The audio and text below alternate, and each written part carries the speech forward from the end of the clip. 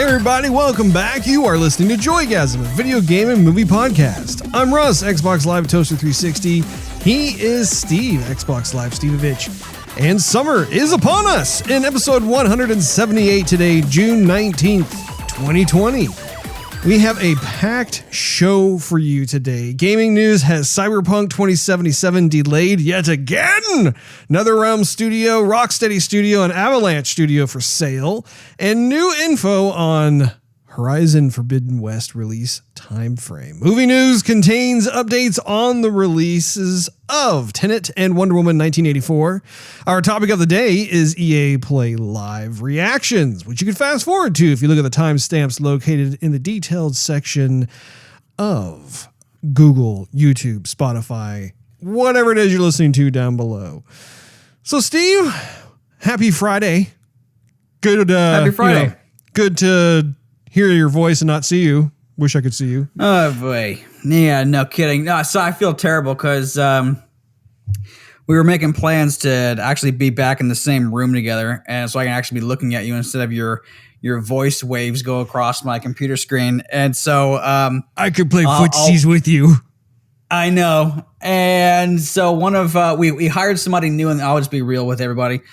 We hired somebody new in the office, and so what happened was her previous employer tested positive for COVID. And so as a precaution, he was contacting pretty much everybody that he had been in contact with just to make sure they don't go out into many public places, and just to keep the spread of the COVID to a minimal. So anyway, she says, well, sorry, I don't know. I mean, I don't have it. And she went tested and she doesn't have it, but does as a precaution. She's not going to be around for a little bit, but as a precaution for me, since I was around her, I said, "Hey, sorry, can't see you. Better safe than sorry." So I am still at the house, not in front of you. I humbly apologize, but I'd hate for if I do get it, which I hope I don't, but if I do, then that's a good thing that I didn't go over to your place to help spread the virus. So, did you shake her hand? Did you give her a big bear hug? That's the thing. I've never shaken her hand. I've never, even when she was in her interview days, I didn't even shake her hand. At the very, very most, I gave her like an elbow bump, but that was it. Well, hopefully she doesn't get it. Hopefully no one at your work gets it, and especially hopefully you don't get it. But yeah, I appreciate the precaution of it. It's one of those things where it's such an easy thing to take the simple measures to prevent. That's probably a good way of saying it. Preventative measures.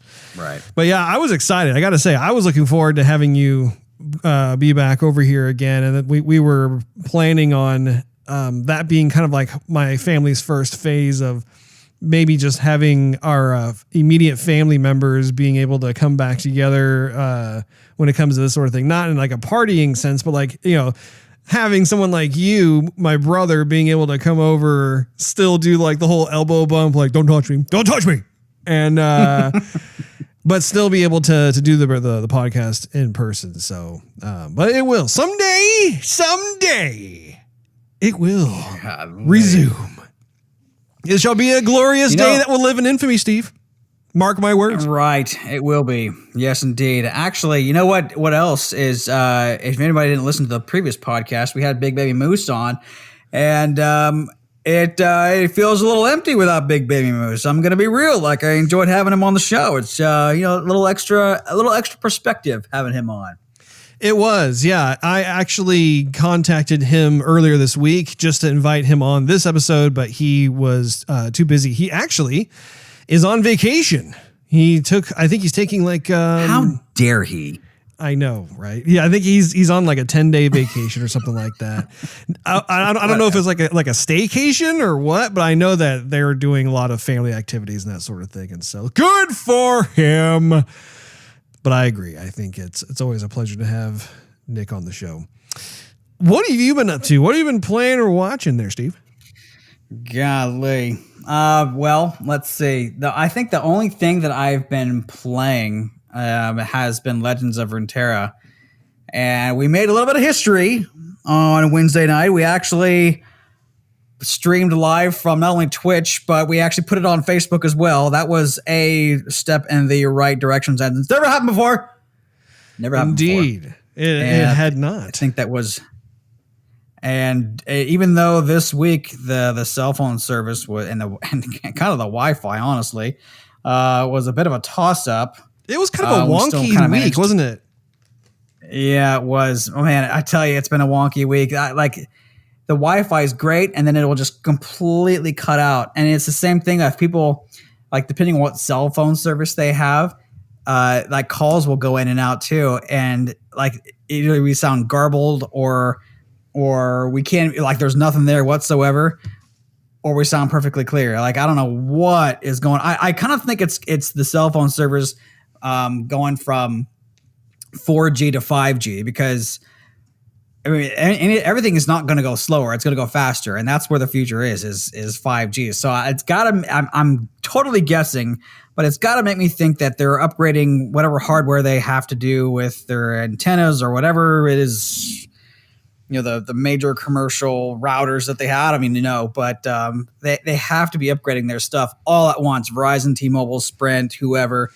I even think Spectrum is affected, but that's a total guess. But that's an educated guess, Russ. Such an educated guess, especially since some of the newer phones are coming out. I mean, we're kind of I think Samsung released their new phones.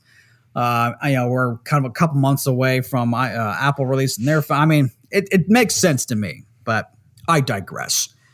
Other than Legends of Runeterra and twitching with your booty, the wife and I are pretty much all done with Jessica Jones season 2. We're continuing our Marvel quest on Netflix. And I have to say that Jessica Jones season 2 is much better than Jessica Jones season 1. It's not saying it's head and shoulders above everything else, but the way they have written the dialogue with the characters and how stuff is happening is much better than it was in the previous season. So it's not so much of a crawl and a gruel to get through it. It's actually quite entertaining. So we're almost done. We're one episode away from finishing it. We will be done with it by this weekend.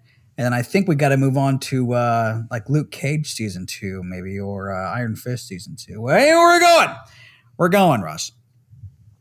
I see. But I think that's been about it for me. I need to get back into God of War. I've started to play Legends of Runeterra like before I go to bed, which is probably not good. But it's not so intense that it gets my heart rate up like watching 24 or something. But I can play it, and as long as I play with like AI, there's no time limit, and so I can play it for a little bit and maybe get a little closer to opening up a loot box or something. But otherwise, I can just finish it up and get in the shower, get ready for bed, go to bed, whatever. So anyhow, we played a little bit, and I was it was a little bit 50-50. It was as close as I wasn't. It wasn't nearly as bad as it was before, where I couldn't hold a candle and just had to watch myself get slowly obliterated. So I was hoping I would get some different cards so I could show you some different combinations of some of the leveled up characters. But every time I would select a deck, I think I selected the same deck a few times. I'm like, come on, just give me a few cards. I'm going to show them. It wouldn't give me the cards I wanted, but. Anyhow, fun. Nonetheless, I need to get some more. I think I might actually put some, a couple bucks in that game just to get like a couple of other emotes and a different kind of pet, because I saw you had like the how do you call it? It looks like a little not an Ewok, a Jawa. You have the little Jawa looking dude there. Yeah, and I just have the free like little like horned dog or whatever. We need to get a different play field also, because nothing's wrong with the grass, but I have tons of play fields. You're the one who doesn't have a different play field. I have like, I think I've unlocked about 5 different play fields. Unlocked or paid for? Because I haven't unlocked jack. Oh, well, no, I'm sorry. I mean paid for. I don't think you can ever unlock them. You have to pay for that. Right. Yeah, that's okay. Anyhow, so yeah, I just have the default stuff. I think it's worth it, honestly. Anyhow.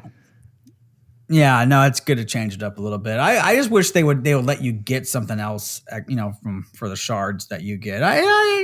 Whatever, it's a free game. That's a free game. So, you want to pay for some stuff, get some customized doodads, of course, yeah, pay for it. I mean, they gave you the whole game for free. Why not pay for a couple things? You know what I mean? Well, and I think, a game like Legends of Runeterra is a textbook example, in my opinion, of a game that I am willing to pay money for. I love the setup of this entire situation where the game is free to play. It's not pay to win.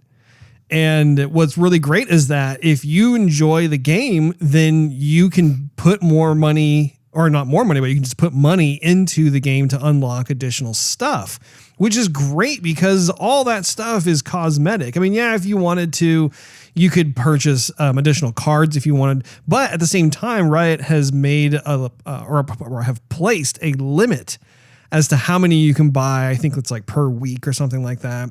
And I think that was for when the game was first launched, just to prevent people from completely unlocking the deck in the first day and trying to like dominate and all that kind of stuff. So I think there have been a lot of mindful choices when it comes to the game design and just the overall creation of this game. And so, like for me, like I think I've probably spent about $100 on the game itself, and I think it's completely worth it because it is such a well done game. Like there's so much about it that I enjoy, and I mean everything from the music. And here's the thing too. You're used to just like one board, which is like the default grassy knolls kind of look.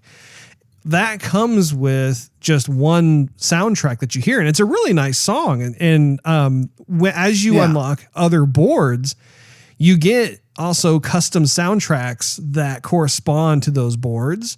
So like for me, like I think I have like between 5 and 6 different types of soundtracks, since I have around 5 or 6 boards total. And it's great because even in addition to that, the more guardians you unlock, like I've unlocked like 2 or 3.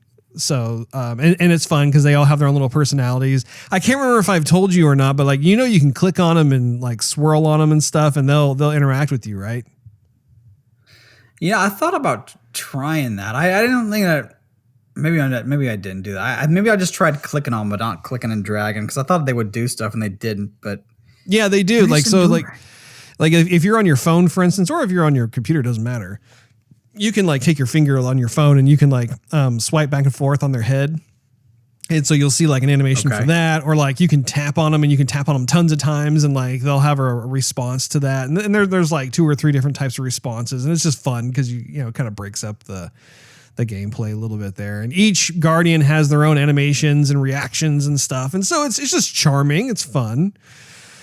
But yeah, Legends of Runeterra has been a lot of fun. And I was excited that we were starting to mess around a bit with a live stream. It was by no means a perfect live stream. I was looking at the recordings afterwards, and one of the biggest issues was that the sound was not like in sync with I don't know, like just with the visuals, the actions of what was going on. It was a little bizarre to me. I don't understand what that was about. So I did go into the options and settings, and I'm hoping that I can do another test here in the near future and just see if I was able to rectify that.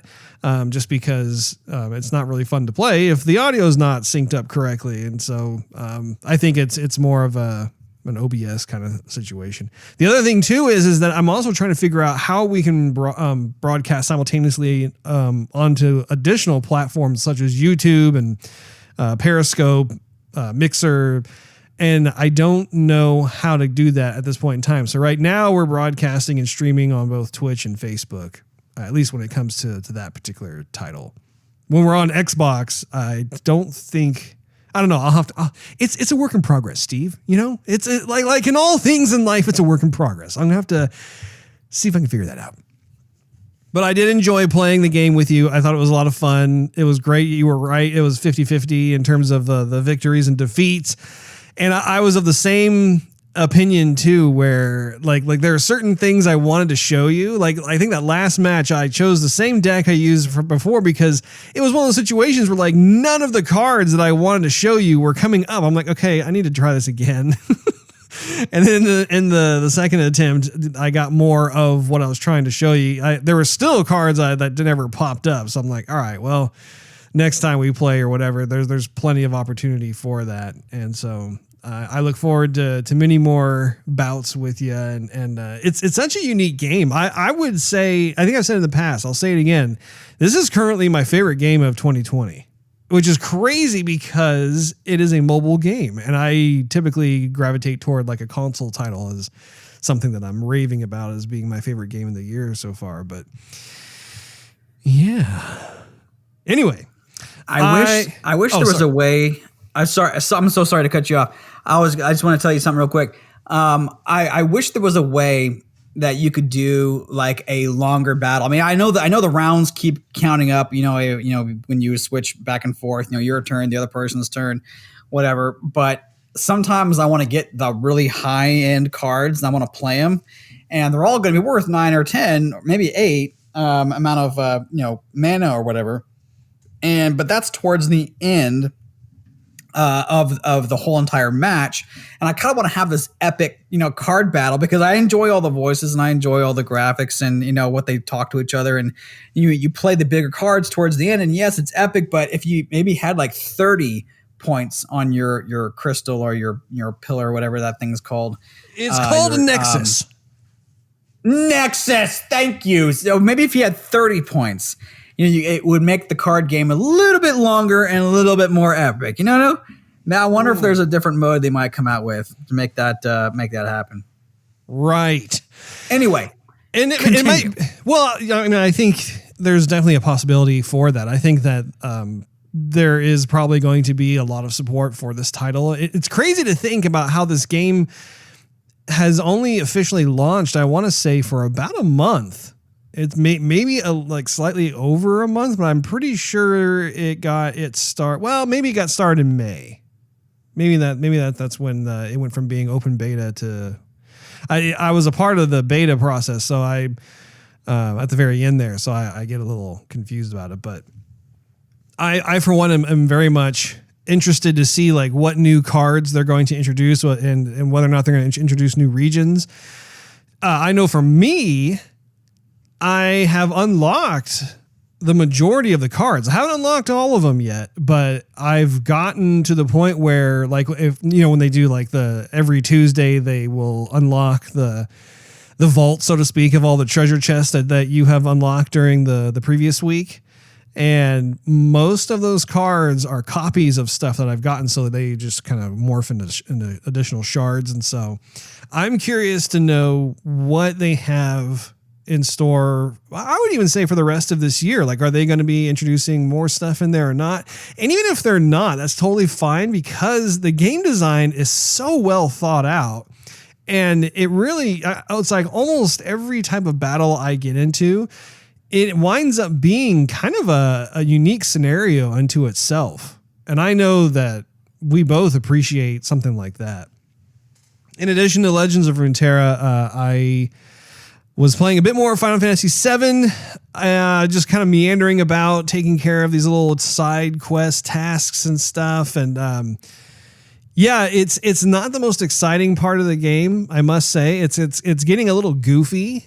It's kind of like that JRPG goofiness, quirkiness kind of thing that, I'm sure you can understand what I'm trying to describe. But I don't know. It's one of those things where I'm like, okay, let's just get through this. And I'm doing it just so I can experience all of that the game has to offer. We were getting a little bit farther in Animal Crossing.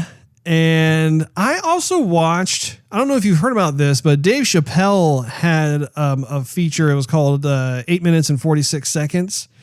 And I watched on YouTube. And I wasn't sure if it was going to be a stand-up or not. It turned out not to be a much of a stand-up. I think it was originally intended to be kind of like a stand-up comedy thing. But instead, it was kind of more just him venting about what all has been going on with Mr. Floyd's death and the police brutality and that sort of thing. And it was really interesting for me to listen to. I have always found Dave Chapelle to be a very insightful person, despite him being hilariously funny. Like a lot of the stuff that he does is, to me, I think he's really funny, but I think a lot of his humor stems from a certain vantage point of truth. And so while this one, I didn't find myself laughing at all, I found myself empathizing and sympathizing with what was going on and how he was feeling. And he had some connections to some of the facts that were going on circulating in the media and stuff. And so it was interesting to see that side of him.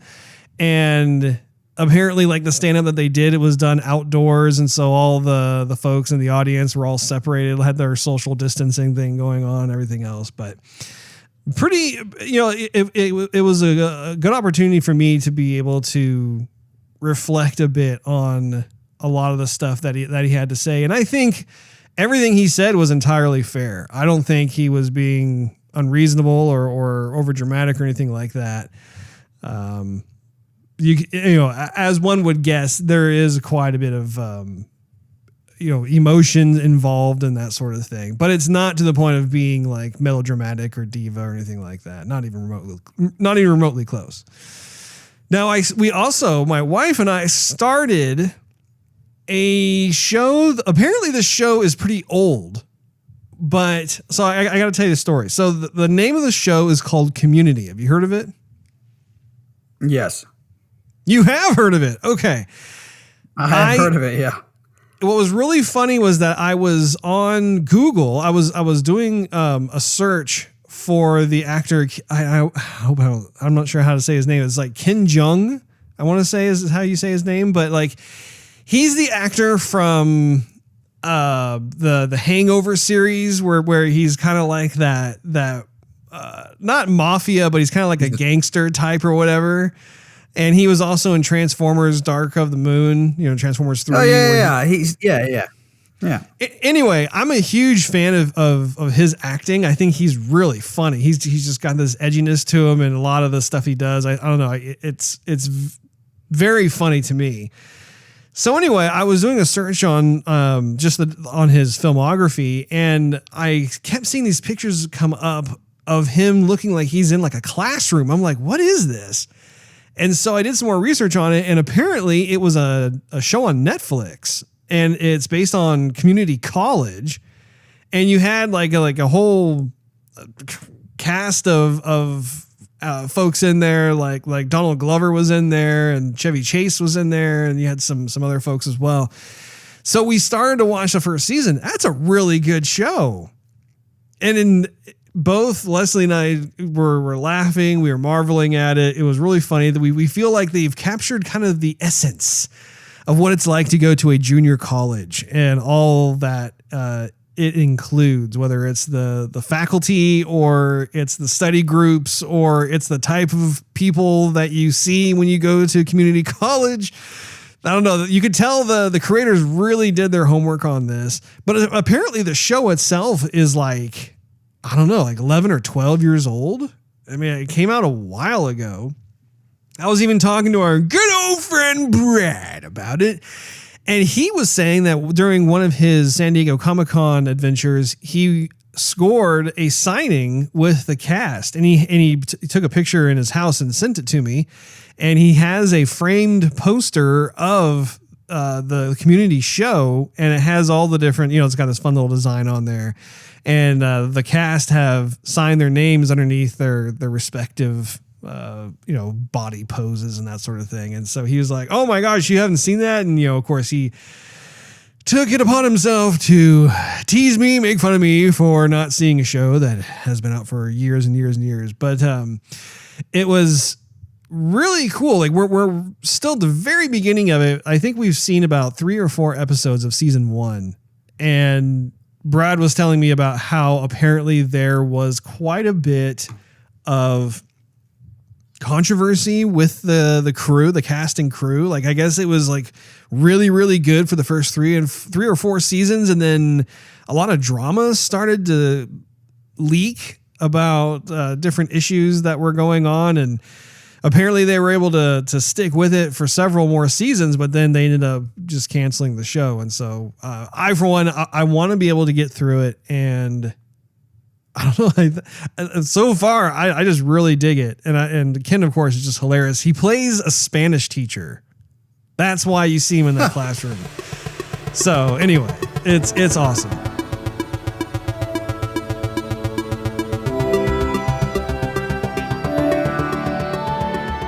So going into some gaming news, I've got quite a bit here that I wanted to share regarding Cyberpunk. So are you familiar with the latest about Cyberpunk this week, Steve?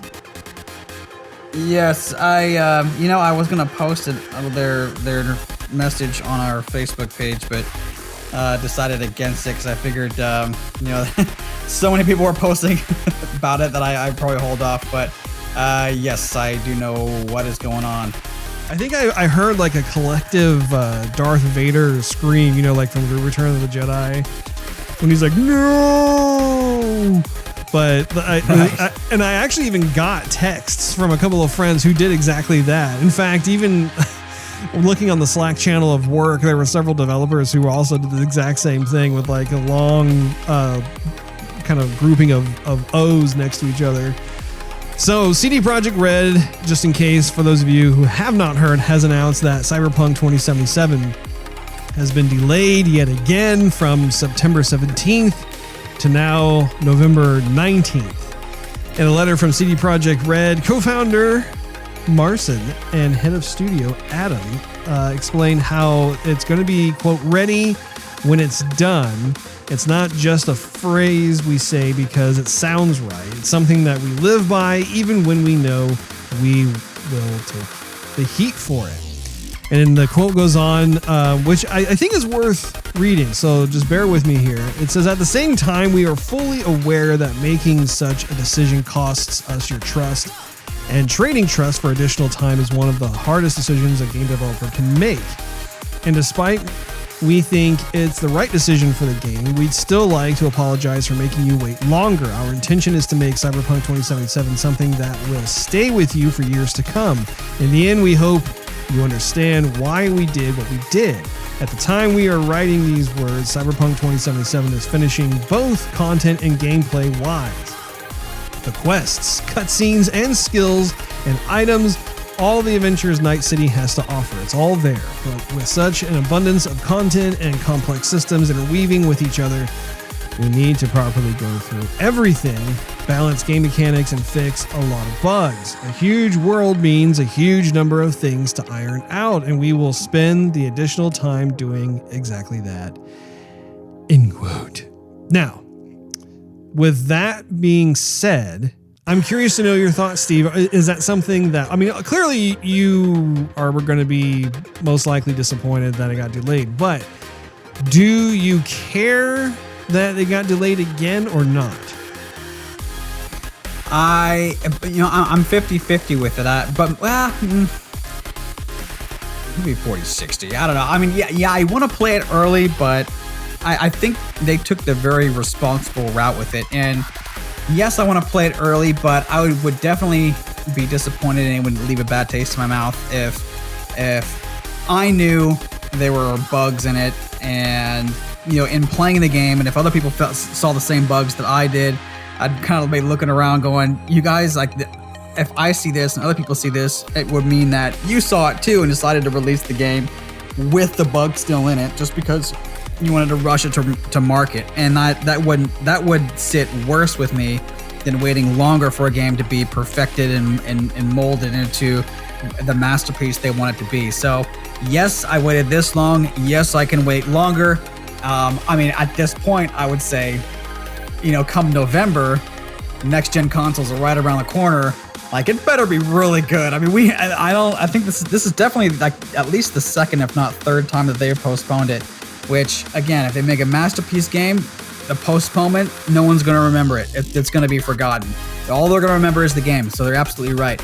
But by November, give us the game, and it better be like solid, because if it comes out in November and there's still bugs, people are going to be going, CD Projekt Red, what's going on, I've noticed on LinkedIn that there are a lot of different job postings and just job listings overall when it comes to CD Projekt Red that have been up there, I would say, over the last 6 months or so. And it does cause a little concern from me just because that means they're running into some issues and they are trying to bolster their staff in order to meet the different concerns and issues and that sort of thing that's going on. It doesn't mean that I think the game is going to be bad by any stretch, but it does, there's kind of a telltale sign in game development. I can't talk. Game development, where when you suddenly have an uptick in resources that are needed during the last, say 6 months or so before the game is supposed to launch, it does, on the one hand, it could be crunch, but at the same time, I think it also depends on the volume of positions that suddenly become available where they just need to staff up pretty considerably. Having said that, though, it is interesting that there is a part B to this story, Steve. Cyberpunk 2077 is going to have a free, quote, more robust next-gen upgrade that's going to come to the PS5 and Xbox Series X in 2021. To get into the nitty-gritty of that, CD Projekt Red has confirmed that a free, more robust next-gen upgrade will arrive on both consoles in 2021, in addition to the PS4 and Xbox One versions, both being playable on next-gen consoles at launch. Microsoft has already confirmed that those who purchase Cyberpunk 2077 on Xbox One will also be able to play it upgraded on Xbox Series X via the smart delivery system, which, if you recall, makes it so that you can you only have to spend money on certain games once to play them across every system, essentially, in the current gen and next gen Xbox family. So the key difference here is that apparently it was not known that this more robust update would arrive on PS5 free of charge for users who purchased the game on current gen PS4 consoles, because Sony has not announced an official PlayStation equivalent to Xbox's smart delivery system. So that kind of perked my ears up. I was like, oh, my, is this something that we can see or hear, or otherwise find out from Sony in a future press release? You never know. So anyway, I think that it is interesting to look at because, again, this reminds me of what CD Projekt Red did with Witcher 3, in the sense where, when they had the DLC content that came out once the game launched, it wasn't just oh, here's some additional cosmetic items, that sort of thing. I mean, there were times where they actually made the game engine itself much more robust. They gave it performance enhancements, they gave it graphical enhancements, that sort of thing. And it does make me wonder how I'm going to play this game because of this delay coinciding with pretty much when the next-gen consoles come out. I find myself thinking about how ironic it would be if there really weren't any launch titles for those next-gen consoles when they come out that I'm interested in, and instead I get Cyberpunk 2077 and leapfrog right into playing it on Xbox Series X, for example. Right. And that would then become the de facto launch title for next gen. Because if I'm playing Cyberpunk, I want to play it the best way possible. It just makes sense at that point, right? I mean, would you agree? Yeah, absolutely. So we'll have to see. And honestly, it might be kind of a marketing tactic of CD Projekt Red, just because, there's this mindset to buy games when you have the next gen consoles get released. It kind of goes hand in hand, right? You buy a new system, you want to play an awesome game. Cyberpunk already has the hype behind it. For them to push it back to basically when these systems come out at the same time, people are going to want to probably play that game on the next gen consoles anyway. It's probably just going to help them with their sales, as if they didn't need that much help already. It was still going to sell like hotcakes regardless. But the one question I have is, will the game be delayed again into 2021? And I think that, of course, remains to be seen. And I'm with you. I think that in terms of them getting the game to be the best it can possibly be and turn it into a masterpiece like everybody is hoping it will be, I want to give it, just considerable time. I don't want it to go on and on and on forever, because I do think it's at a certain point, there's got to be a bookend to it and just be like, okay, we fixed it. It's ready. It's good to go. So we'll see. I have high hope. I think CD Projekt Red is one of those studios that doesn't have to answer to a publisher, and that is just absolute gold for a studio, where the studio can identify certain issues and concerns and can make the necessary changes they want to make without having some sort of pressure from the outside, so to speak. So anyway, going on to the next story that I have here, next-gen Mortal Kombat and Injustice games plan. I'm very excited about this. I'm very happy about it. NetherRealm job listing on the WB Games career site, originally discovered by the Game Post, has a job in question, which is titled as Principal Software Engineer in the realm of graphics. It's not surprising to learn that NetherRealm is hiring for next-gen Mortal Kombat and Injustice games. Both fighting game franchises have found critical and financial success, so a PS5 and Xbox Series X version makes sense.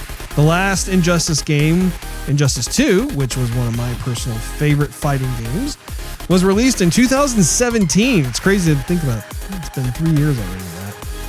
With the latest Mortal Kombat game, Mortal Kombat 11, having released just last year. And recent reports, if recent reports are any indication, NetherRealm could end up being owned. And this is kind of a part B to this whole story. So this was pretty shocking to find out, but both, let me dissect this a bit. So NetherRealm, which is the studio responsible for the Injustice series and Mortal Kombat, could end up being owned by a new company, as the parent company AT&T is looking to sell the Warner Brothers Interactive Entertainment gaming division. So just so you know, this division includes studios like Avalanche Studios, Rocksteady, who are the Batman Arkham series studio, and NetherRealm. So this is definitely a new wrinkle as far as Microsoft and Sony and others are concerned, because these are some really sought after quality studios. And if I'm Phil Spencer, I'm all over it. Like, can you imagine if Microsoft Game Studios were to acquire Rocksteady or NetherRealm and or Avalanche? Yeah. That would be huge. If they were just to get NetherRealm, for instance, and they had Mortal Kombat become a first-party title, or Injustice 3 become a first-party title, I think that would really be crazy. And I know that there are other publishers that have, I think they've been pretty vocal in expressing interest in wanting to acquire them, one of which is EA Games, no surprise there. I think Activision Blizzard is also really being vocal about wanting it. So I think it's safe to say that there's probably going to be a bidding war to try and score one or perhaps even all of these different studios. It's going to be really interesting to see how that plays out. But regardless of which publisher I'm the head of, I'm going to be doing everything I can to try and nab those studios. What do you say? What say you, Steve? I've been sitting here gabbing away like crazy. I want to hear your thoughts on that. Yeah, no, it'd be absolutely nuts. I mean, we were just talking about CD Projekt Red having, not all the pressure of a publisher, and I think if Microsoft knows the success of these games and they go, you know what? Instead of having you do cross-platform, you just work for us and you do what you do, but do it great. And here's a little bit more money for you just to ensure the partnership is cemented.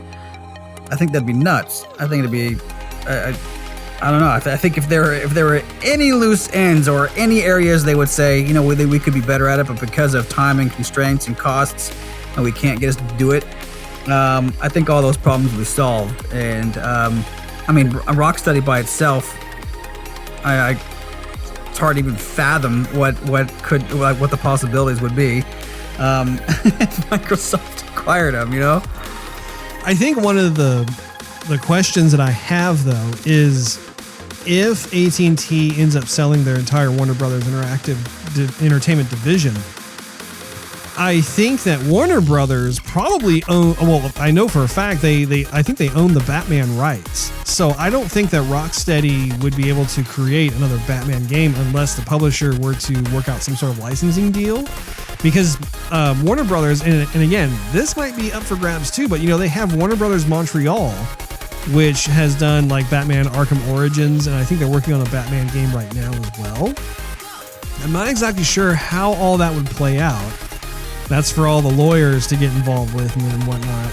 So that would be interesting. Also, when it comes to NetherRealm, I'm not exactly sure how the Injustice game would continue on because it's a DC-oriented game. And I don't know what the licensing rights include with that. Because again, because NetherRealm is under Warner Brothers, they probably have access to certain licensing rights and stuff that they may not be able to gain as easily. And again, this is pure speculation. I don't know what exactly they have the rights to or don't have the rights to or whatever, but that is a thought that popped in my head as you were talking. So the final thing on here regarding gaming news that I have is that Horizon Forbidden West is aiming for a 2021 release, with also planning to have no loading screens. So just like God of War for PS4, I think that's going to become much more standard for pretty much every game moving forward into the PS5 and Xbox Series X. And I think it's worth noting that the release date is beyond 2020. So this is not going to be, and I don't think this is too much of a surprise, but it's definitely not going to be a launch title for the PS5. I, for one, am very curious to know what exactly which games are going to be released at the same time as the PS5 and Xbox Series X. Because I think other than kind of maybe some of the third-party titles that we've seen during like the Xbox third-party showcase, I literally have no idea which first-party AAA games are actually going to be available, to coincide with the systems themselves. Have you heard of any? I have not. Well, there you go. If Steve hasn't heard, nobody's heard. Going into movie news, there's a couple of films that I want to touch really briefly on. First of all is Christopher Nolan's Tenet, which has had its release delayed once more. So I don't know if I can't remember if we've talked. I want to say we have, but Warner Brothers announced Friday that it has postponed the release of the thriller Tenet from July 17th to July 31st. So not a huge delay, but the studio will re-release Nolan's Inception movie on July 17th instead to honor the film's 10th anniversary, which is crazy to think about how that film is 10 years old. I don't know where the time goes. With an extended sneak peek at Tenet attached to it. I think it has nothing to do with like any kind of problems with the film or post-production or anything like that. I think it's more of a playing footsie with COVID-19 of okay, do we release it now or later? Now? Later? Now? Or later? No. So I think they're kind of going back and forth with that. But I am glad that Christopher Nolan has been quite vocal, actually, in terms of wanting to get his film into theaters during the month of July. He's been pretty, he's been pretty forward, I would say, which I find to be interesting too, in the sense that he wants to be able to get those theater chains back open. And I mean, he's no fool. He understands that the businesses are suffering. They have to open up, and he wants to be able to try and get the audiences back into those theaters, because if the theaters close, that's going to be kind of an interesting situation for all filmmakers moving forward.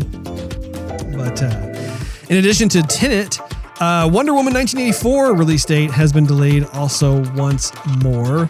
The film has had its release date, pushed back yet again in light of Warner Brothers' announcement Friday that, as the aforementioned Christopher Nolan's Tenet is now opening on July 31st. The studio has shifted the DC superhero sequel from August 14th to October 2nd of 2020. So this is the fourth release date for Wonder Woman 1984. The sequel was originally, if you recall, Steve, slated to open on November 1st of last year before getting postponed to June 5th and then to August 14th.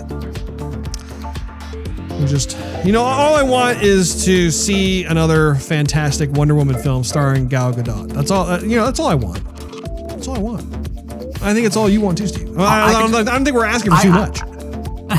I could just keep on continuing to watch that preview, because that preview is so well done. I mean, that's going to be an awesome the preview. top 20 of best previews, yeah. Yeah, it's crazy how this film is just one of the dozens of movies affected by this friggin' COVID-19. And of course, I think we talked earlier in a previous episode of Joygasm about how Hollywood, they're shutting down numerous productions and shifting release dates. And I mean, that can sometimes mean that it's sometimes whole years due to the pandemic. So this pandemic needs to die already. Needs to just be expunged so we can get back to our movie-going goodness. Russ. One more thing you gotta mention, Russ. Oh, what is this? It's not exciting, actually. It's pretty tragic.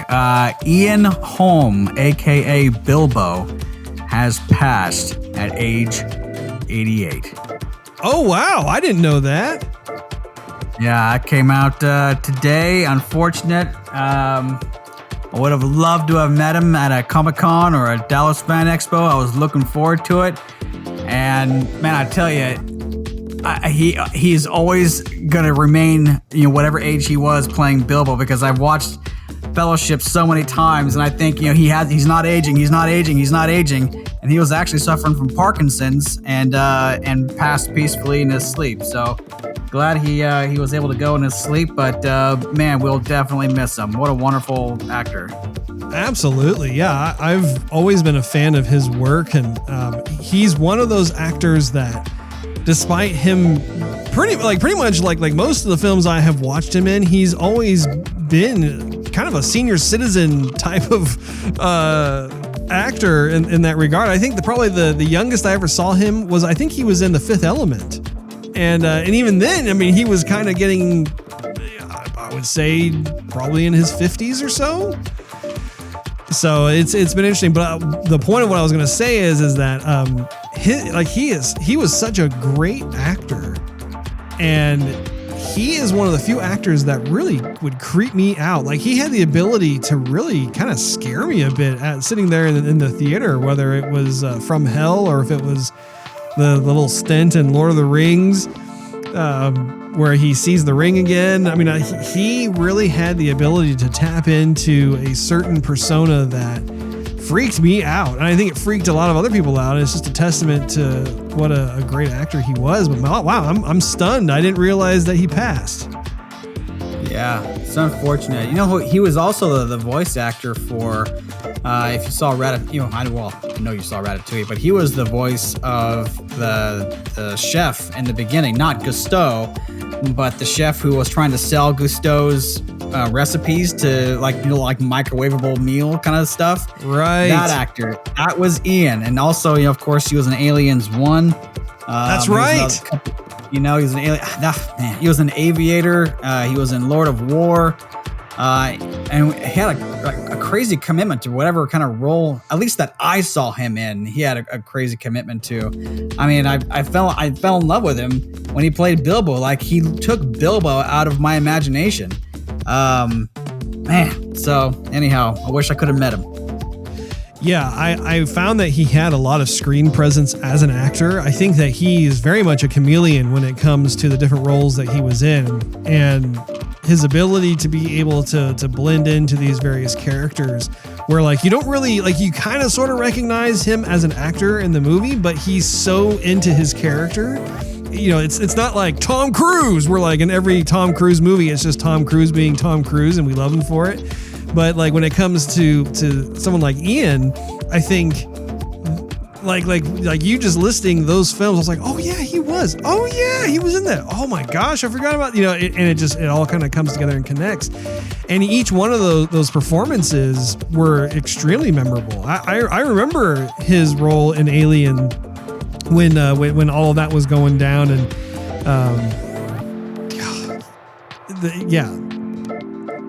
I'll have to properly look at his filmography on IMDb just to properly do my own little personal memorial for the gentleman. May he rest in peace.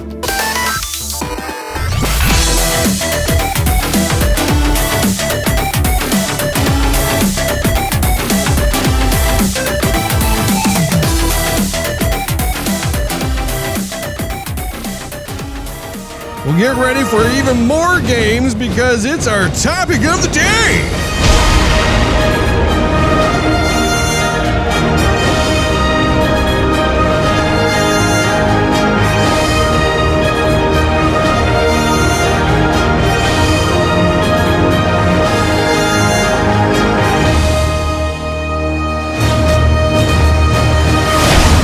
This week's topic of the day is EA Play Live reactions. EA Games had their moment in the spotlight, being able to show off which games they had been working on and are going to be coming out later this year and into the future.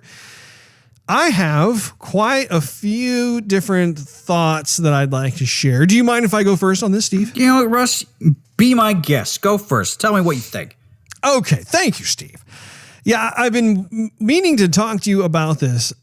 There were some things that I found notably different. First of all, EA hired Greg Miller to host their show. I think that was a really wise decision for them to do that. I know that they've been kind of playing around over the last couple of years with different types of hosts.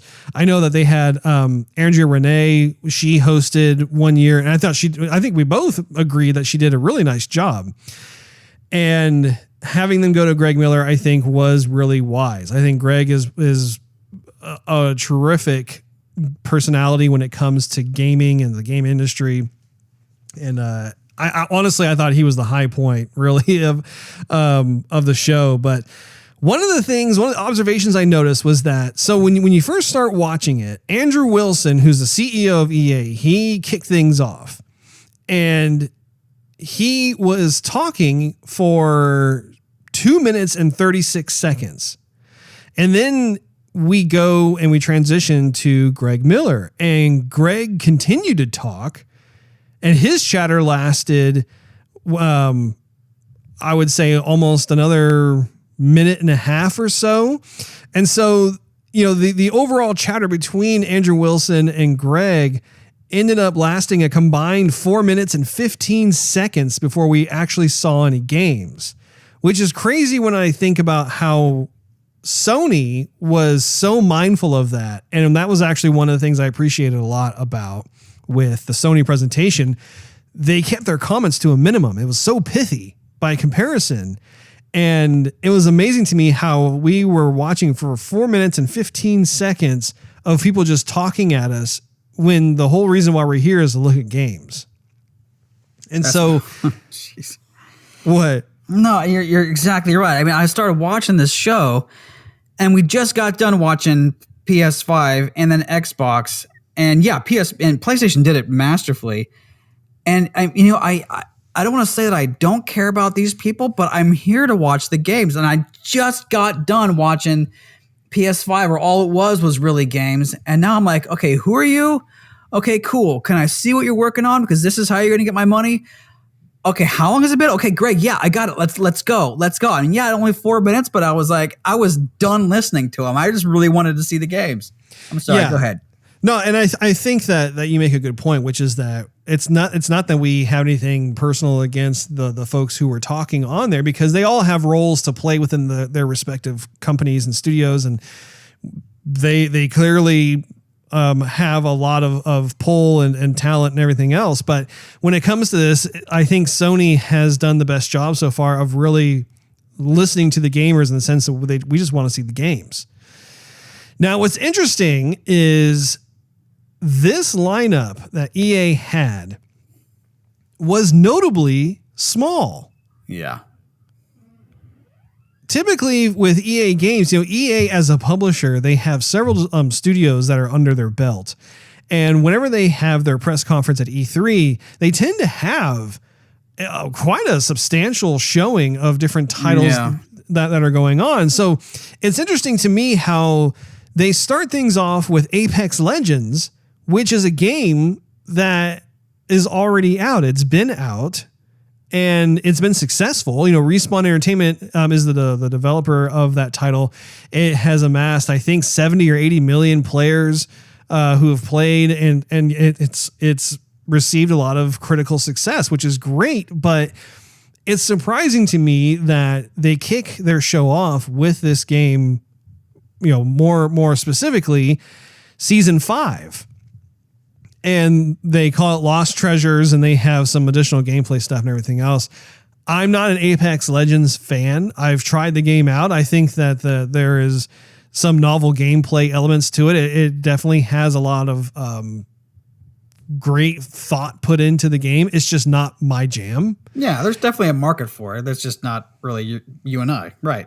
Yeah, it's the same thing as Fortnite. Where like Fortnite, I've tried Fortnite out. I think that there's a lot of quality that's behind the game. It's just in terms of me returning to play the game, it didn't really grab me. I'm just not part of the Fortnite crowd. Not to say at all that the game is bad by any stretch, but it's interesting to me though that's how they kicked off showing their games. The second game that they started showing and it wasn't really much of the game itself, but they had a segment of The Sims where Lyndsay Pearson was actually on, and she was talking a little bit about the game. She was talking about how it ties into their gaming community and the more of the social aspects of it. So it's always great to be able to see a college friend like that. And this is actually not her first rodeo. She has been in front of more of like, more or less the E3 crowd several times now. So it's great to see her on there. But having said that, it's interesting how The Sims 4 is still in development, and they didn't necessarily show a lot of the novel new game features. They tend to just focus more on the actual community that is into The Sims. And again, I thought that was interesting in terms of the approach. They go from that to then Command and Conquer Remastered, which I believe, didn't they show that game last year at E3? Wasn't that really long demo? It was like a mobile game or something? No, I remember them showing the mobile game, but I think that was different. I thought that was a very, small, minuscule version of Command and Conquer specifically for mobile. I think this was different. I think they did a remaster of like the very, very first Command and Conquer, but I just thought it was kind of pathetic. I'm like, ooh, Command and Conquer. Wait, is this Sega Genesis? Wait, what is this? Like, why are we showcasing that? I mean, I don't know. I was a bit confused. Anyway, go ahead. So anyway, I wasn't really into that title either, and it was a title that was a bit older. It's a title that has been shown at previous E3s, and I'm beginning to wonder at this point, where are the next-gen games? Because again, the next-gen consoles are about 6 months away, if that, from releasing to the public. Where are the next-gen titles that EA has been working on? So then they go into their EA Originals series, and they decided to have the spotlight on the game It Takes Two, which is by Hazelight Studios. They're the ones who made that other game that you and I have enjoyed playing A Way Out. And so it was great to be able to see him. And honestly, I'm interested in seeing what their next game It Takes Two is going to play like. I think that the premise is cool. That was probably the first title that they showed that I was like, oh, okay, cool. I made a mental note of that. I'm probably going to pick it up and check it out. And then the follow-up after that was another EA Originals developer who is working on a game called Lost and Random, which looked a lot like a Tim Burton film. It was almost like Nightmare Before Christmas kind of thing. which to me, it's not a bad thing at all. I think the art direction was really solid. I think it would be interesting to see how it plays out. So I mean, again, I made a mental note of that. I was like, okay, well that's looking cool. And then it goes into Rocket Arena. I really couldn't get into that at all. What do you think, Rocket Arena? Rocket Arena looked interesting. I mean, it looks like another kind of Apex Legends-y kind of game, just with rockets. But I think that concept is cool. I mean, it got me thinking about playing multiplayer Halo with just rocket launchers and how much fun and crazy and chaotic that is. And so it looked like kind of a wacky version of that. I mean, I would definitely be interested and just give it a go and see how I like it, because if anyone's played multiplayer first person shooters with me, I'm not a sniper. I'm just kind of a more one man army. Let's just run into it and shoot and kick and punch and see what happens. And so if we're gonna blow some stuff up along the way, and let's do it. So that, I mean, I would give it a go. I'm not crazy excited about it, but I mean, the way they approached it and sold it, through the little interview of just different styles of rocket, whatever. I mean, I might give it a go, give it a whirl. Right on. Fair enough. And it might be that maybe if I see more of it, or if I'm able to give it a try or whatever, maybe there will be a hook that will keep me coming back. I'll keep an open mind on that one. Now, they segued from that into Star Wars Squadrons, which they gave a trailer preview earlier in the week, and it definitely has kind of that vibe of X-Wing versus TIE Fighter, a lot of the classic PC dogfighting Star Wars games from the 90s. Rebel Assault. Yeah, Rebel Assault, absolutely. And so it was interesting to see the next Star Wars title that is coming out from EA Games. I had a number of thoughts of it. First of all, I'm really happy that they have a focus once again on dogfighting. It's a dogfighting title. I'm really hoping that the gameplay mechanics are able to hold up to a lot of the classics that are beloved by everybody who's ever played them. I was struck by how the graphics, they looked rather crude, and I don't know if it's because they're still working on the game. But if I were to compare the graphics engine to, say, Star Wars Battlefront 2, and because they have certain dogfighting sequences in that title, I feel like Star Wars Battlefront has a more polished graphics engine. It just looks a little more impressive when it comes to the dogfights and the space battles, that sort of thing. And then that's not to say I think that that's how it's going to look when the game gets released necessarily, but I did make a mental note of that because I was like, this is a game that I assume will probably be available for PS4 and Xbox One, but going into PS5 and Xbox Series X, I'd like to be able to see a graphics benchmark and see what exactly is possible, because there's apparently a lot that's going on. I want to say that they probably have designed this title probably more for the current gen, simply because it wasn't really necessarily part of the next gen lineup that they had. What do you think of it, Steve? I wasn't really into Star Wars Battlefront, even from what I've seen. So to me, this looked better. I am hoping that there's going to be a graphics bump for the next gen. I mean, to me, this was the highlight of the show. I've always wanted a Star Wars next gen kind of Rebel Assault type game where you're just flying different Star Wars ships, A-wings, Y-wings, X-wings. And I mean, to me, that just sounds really cool. I would hope they would put some DLC in there. I want to fly the ship that was from Episode 1. That was like the Emperor, not the Emperor, but the Queen Amidala's like Cadillac looking ship. I want to fly that thing. I hope that's in there too somewhere. Like the real shiny reflective ship. Yeah, exactly. So anyhow, no. So I mean, it did look cool to me. I mean, I liked all the the meteors and you're on Cloud City and these different environments. I mean, to me, that really stood out. And I really want to look into it. I didn't quite grasp if it was only going to be a multiplayer where different people had to be the different 5 players of the squadron, or you had to assign different tasks to the squadron, and you could still do it single player style, and you had to jump back and forth different roles. I really don't understand that, but I may have missed something. But to me, that was the highlight of the show because it's been something I've been waiting for. I think I mean, I would hope that it would look better than it did, but even if it doesn't, I would still look forward to playing it. Well, maybe it is going to be the Star Wars title that you and I can play together, Steve. That would be a fantastical ride, I think. And by the way, you can be my wingman anytime, Steve. Yeah, you can be my Val Kilmer to your Tom Cruise. Yeah, exactly. What was that song? You never close your eyes anymore when I kiss your lips. The Righteous Brothers? We'll have to play that in the background, which will be a complete and utter distraction since it's a Star Wars game. People would have to listen to the show to get the inside joke. Otherwise, they're going to turn on the Twitch channel. We're going to be playing it, and they're going to hear the Righteous Brothers on repeat in the background. No one's going to get it, but it's going to be kind of awkward but funny.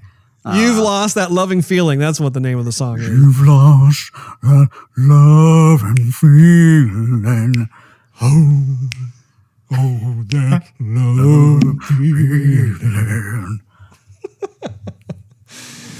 Man. So they went from Star Wars over to FIFA 21, and that's no surprise. EA has their robust sports lineup, and their FIFA game is probably their best seller.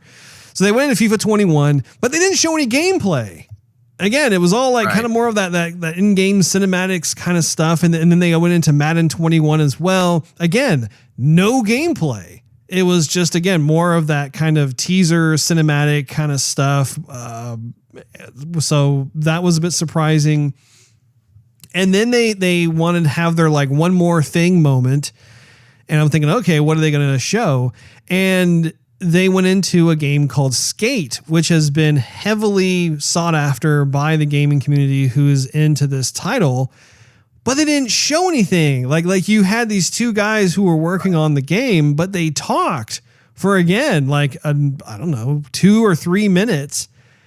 And that could, I feel like that could have easily been summed up by them doing something more coy, talking for about 10 to 15 seconds and then holding up a piece of paper that says skate or something like that, or hold up a skateboard that says skate on it or something. I don't know. It could have been done, I think, in a much more succinct manner as opposed to what they did. But I'm glad that the game has been announced. I know that there are a lot of fans out there who are super happy and stoked to see it and be able to eventually play it.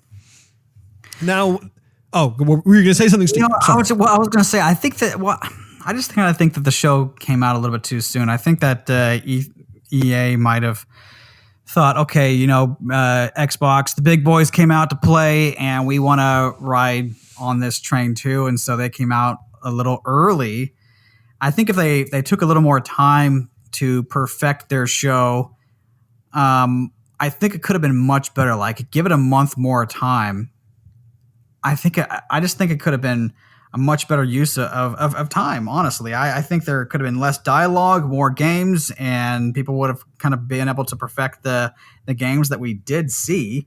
Because otherwise, it was kind of just a lackluster show. I mean, there was a couple of small highlights, but otherwise, I mean, it was 50 minutes, half of which felt like it was just talking, and the other half of it was games that maybe a couple were somewhat exciting, but the rest were just kind of so-so, or at least not for you or me, Yeah, I know that they ended the show by announcing that BioWare, Criterion, DICE, and Motive Studios, which are all under the EA umbrella, they're working on next-gen titles, and they had these really super brief teases and glimpses of what the games are that they're working on.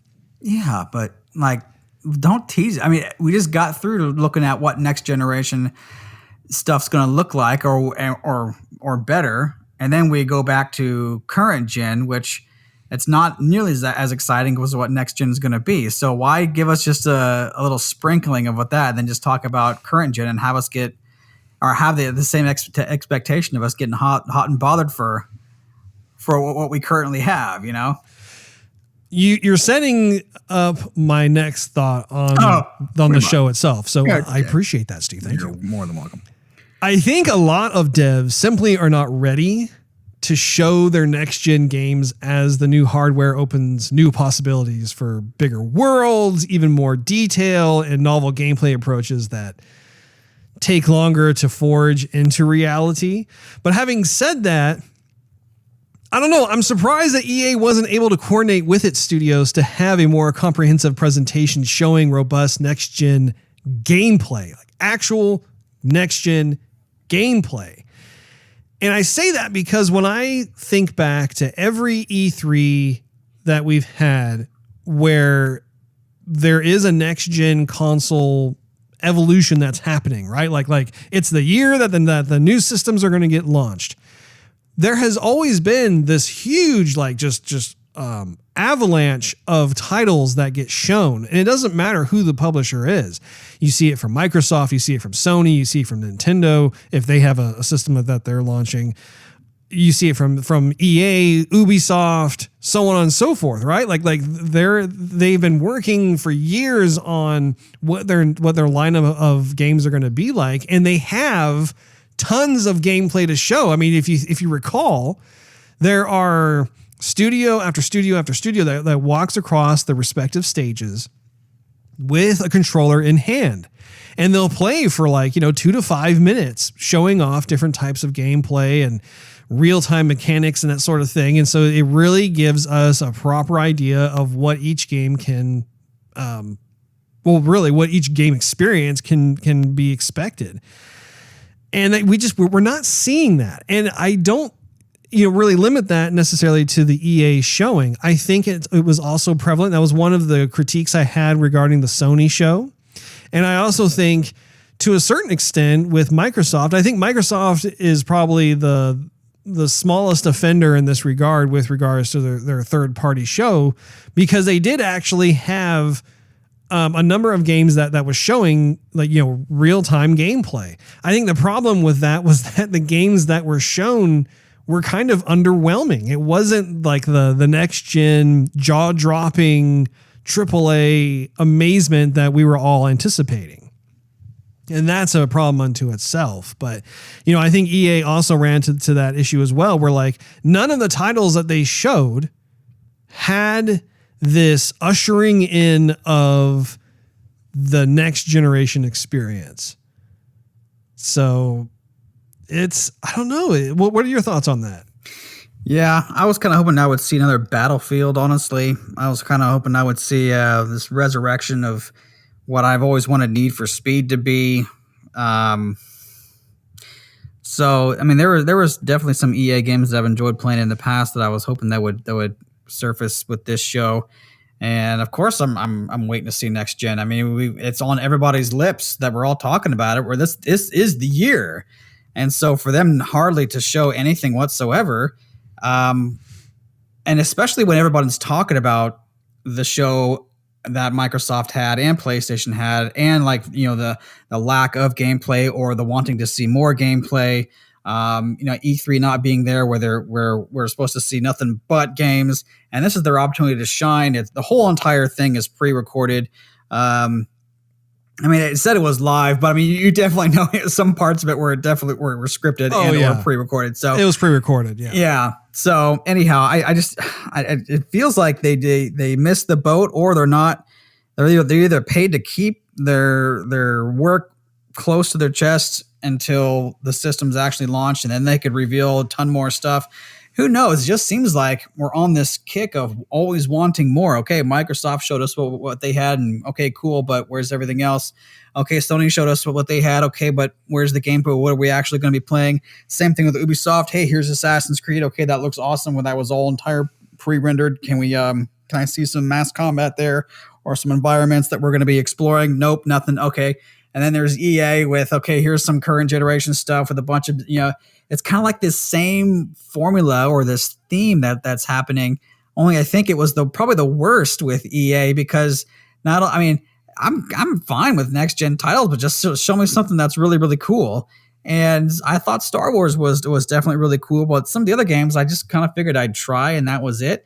But by and large, the whole show just seemed to be just lackluster. It just seemed like if this is what you've been working on, or this is what's coming up in the future, it's not exciting. Like, I'm not really like putting all my marbles in EA. I might as well put them in, somebody else, some other game company, But I think that's one of the problems really, is that I think that going back to what I said, the general expectation when it comes to a year where you're going to have a new launch of next gen consoles, you want to see a slew of jaw-dropping, AAA, forward-thinking, innovative experiences.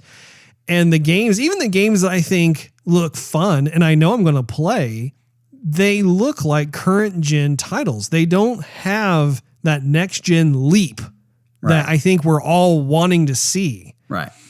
Even, like Star Wars Squadrons, for example, I think that game was probably designed more for the current gen than the next gen.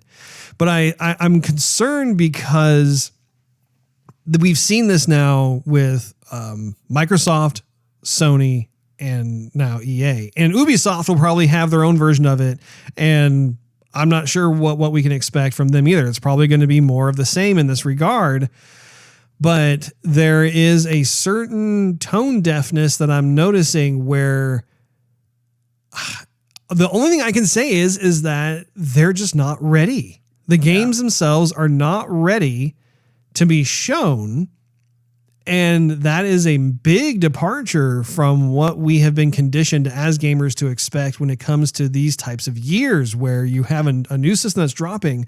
I can't tell you at the time of this recording which games are launch titles.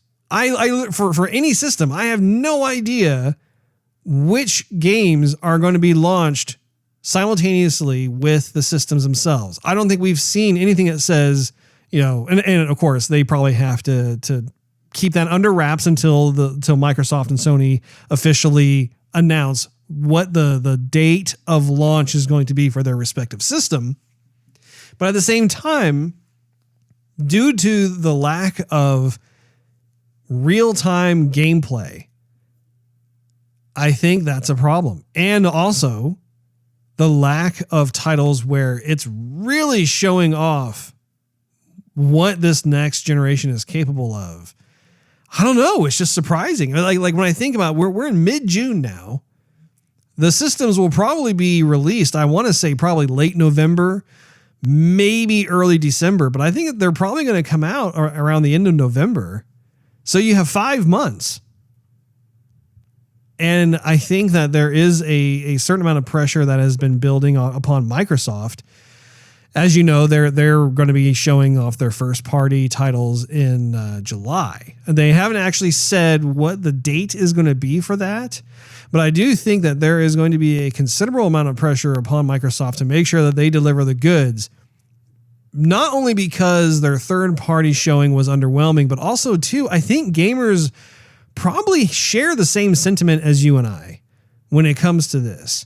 And especially considering that they have 15 developers that they've touted as being under them, and most of them have not come out with a game in years. So they've been working on games for the next gen system. I think that's pretty much going to be our last hope in terms of being wowed, because I can tell you right now, I have yet to be wowed by anything that has been shown so far. And it really does make me wonder if there are going to be any compelling games that is going to make me actually go out and buy one of these next gen consoles when they first come out. Like we've talked before about like the Sega Dreamcast, for instance. I think they had between 10 to 15, definitely at least 10 must-have titles when they launched that console. It was amazing. I actually had trouble trying to figure out which games I could afford to buy alongside the system itself when it came out. And the same can be said when you had subsequent launches of like the Xbox One when it first got launched, or the PS4, that sort of thing. But my goodness, are these just going to be really expensive paperweights that come out? Well, we know the hardware is awesome. We know that the systems are brand new, but we've got nothing to play on them.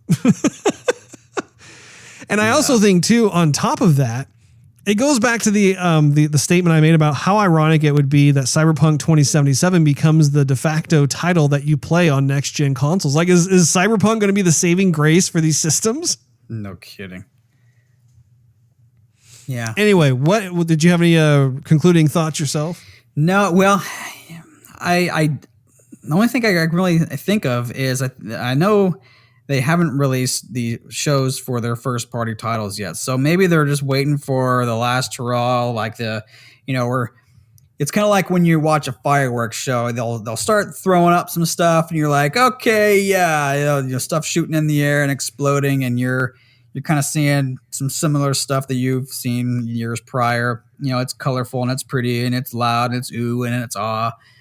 And then maybe towards the end of the show, you're really waiting for the finale. You're like, okay, I've waited in line to get in here. I've paid my money. Parking was nuts. And then the finale happens. You're like, yes, finally, all the fireworks are shooting up and they're doing all different designs and throwing happy faces and American flags and different shapes and whatever's up there. You're like, yeah. And then you're like, okay, that's what I came for. So I think maybe, something similar is going to happen where they're all the good stuff. They're waiting for almost like the very last minute. And so the most excitement is going to be like at the final show before release of these consoles. And so everyone goes, yes, I want that one. I want that one. I want that one. Oh, did you see that? That's going to be awesome. That's what I have to believe that's what they're doing, because with all the hype that's gone into this, the community is definitely privy to it. I mean, they know what is going on. They know how cool the hardware is, but that means absolutely jack squat if you don't have anything to really show for it. It's kind of like if you buy a Ferrari and you put a Toyota Corolla motor in it. I mean, it looks really, really fast, but then you get in there and it just feels like a Toyota Corolla. You're going to feel pretty underwhelmed that, man, I was really hoping that to have the Ferrari experience, but I'm not. I'm having a Toyota experience and the shell of a Ferrari, and that's basically what we're as of right now, what we're looking at. So I don't know. I can't lose hope that the first party stuff is going to come out towards the end of this wait, and it's going to be amazing. So even if it's not, I mean, I think I'd still get the system just to play my favorite library games and higher detail and graphics and sound and whatnot, but. Yeah, I can't lose hope, Russ. That's my final thought. So which grade would you give the EA Play Live show? I'd give it a D. A D. I would give the show a C minus. I was going back. I was oscillating between D plus or C minus. Looking at the games that I have made an asterisk next to that I'm interested in, there are a handful of them. And I would also say too, in terms of the presentation, I was really glad to see Lyndsay representing The Sims up there. I was glad that they chose Greg Miller as the host of the show. I think it was probably not easy considering how few of titles there were, as well as what the lineup was. But I think Greg did a really nice job of carrying the show.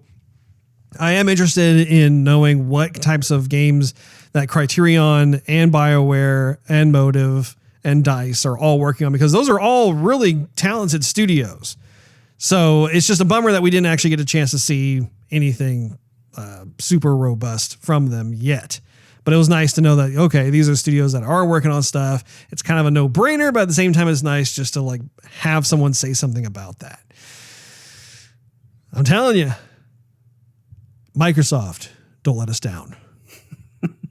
I want to pick my jaw off the floor. I want there to be drool going everywhere. I want to fill my adult diaper with all kinds of smelly goodness due to the fact of your launch of first-party titles. I want to crap my pants. Exactly. That wraps up this episode of Joygasm. Make sure you tune in next week. Thanks for hanging out with us. If you enjoyed this episode, we invite you to check out patreon.com/Joygasm, which is spelled Joygasm, and consider becoming a monthly contributor. You'll get exclusive perks and early access to the show, not to mention It always helps us continue doing what we love to do. Also, you can follow us on social media and YouTube. Just do a search for Joygasm TV. Last but not least, search Joygasm TV on Twitch to see us stream our gaming adventures live every Wednesday night at 9:30 p.m. Central Time. We will see you next week.